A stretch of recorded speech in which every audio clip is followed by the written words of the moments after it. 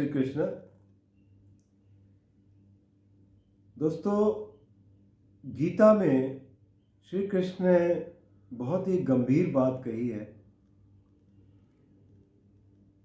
कि दुनिया से तो लोग लड़ते हैं, आप स्वयं से लड़िए।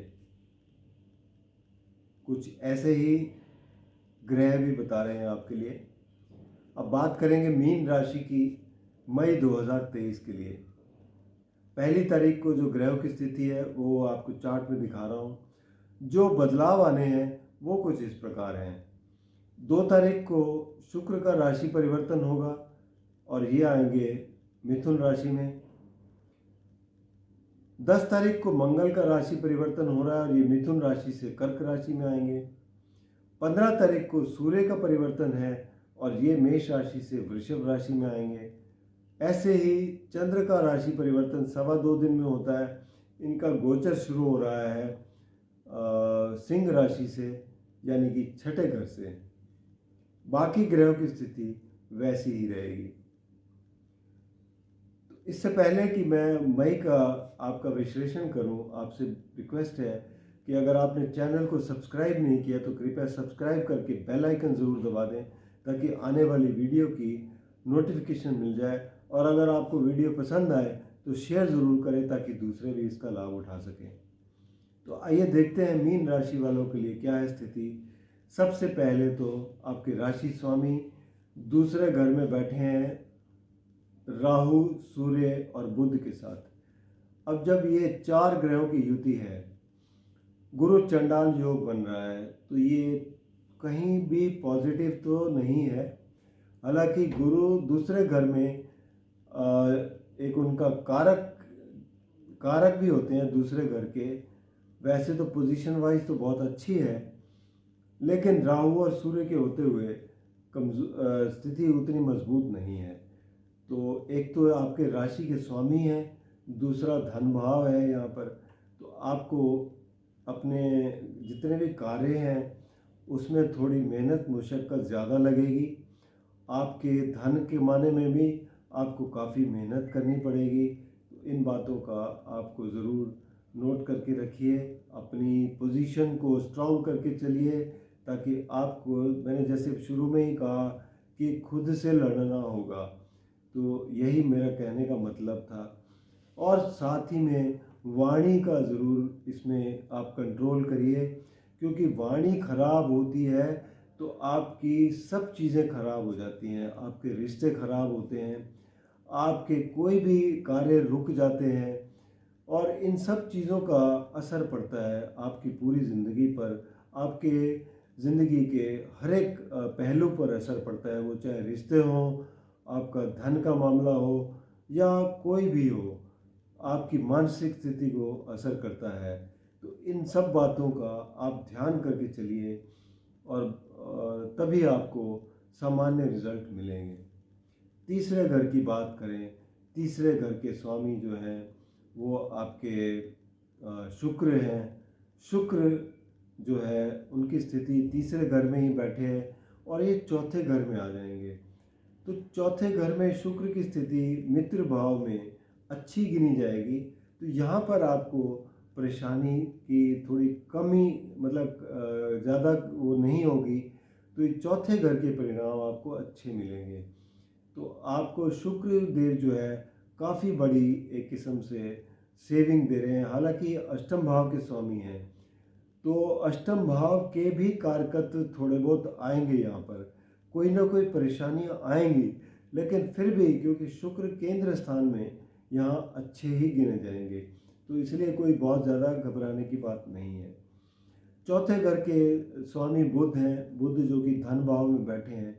जो अगर वैसे नॉर्मली बैठे हो तो ये प्रॉपर्टी वगैरह में और धन का लाभ बताते हैं लेकिन क्योंकि सूर्य और राहु के साथ हैं तो इसलिए कमी दिखाई देती है। फ़ायदा फिर भी मिलेगा, लेकिन फिर भी जो भी कमियां हैं उसको आपको टैकल करना पड़ेगा। और सबसे बड़ी बात यह है कि वाणी के घर में है। अब वाणी पर मैं बार बार कह रहा हूँ, वाणी पर नियंत्रण करिए। इससे आपको काफ़ी अच्छे लाभ मिल सकते हैं, नुकसान नहीं होगा।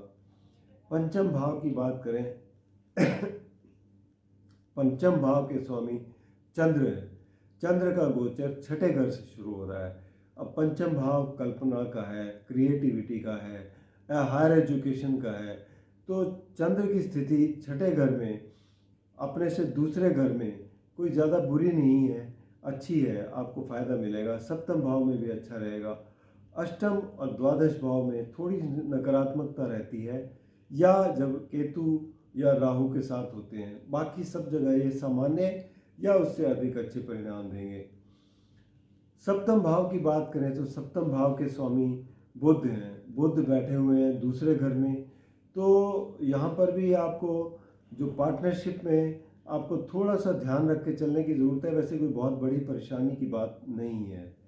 अष्टम भाव के स्वामी जैसे मैंने बताया शुक्र है, चौथे घर में आ जाएंगे। तो यहाँ अष्टम भाव के जो संभावित जो होते हैं परिणाम, जैसे अष्टम भाव अचानक से कुछ भी रिजल्ट देते हैं। तो एक तो ये कि आप लोग चौथे घर में हैं। चौथे घर में अगर किन्हीं का कोई एंसेस्ट्रल प्रॉपर्टी का मामला चल रहा है, उसमें हो सकता है फ़ायदा मिल जाए।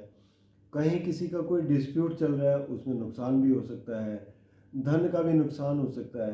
तो इन सब बातों का क्या होता है कि अष्टम भाव बहुत ही विचित्र भाव है, मिस्टीरियस हाउस कहते हैं इसको। तो यहाँ से अचानक से कुछ रिजल्ट मिलते हैं, तो आप थोड़ा सा संभल कर रहिए। तो वैसे आपको शुक्र यहाँ पे ठीक ठाक परिणाम देंगे।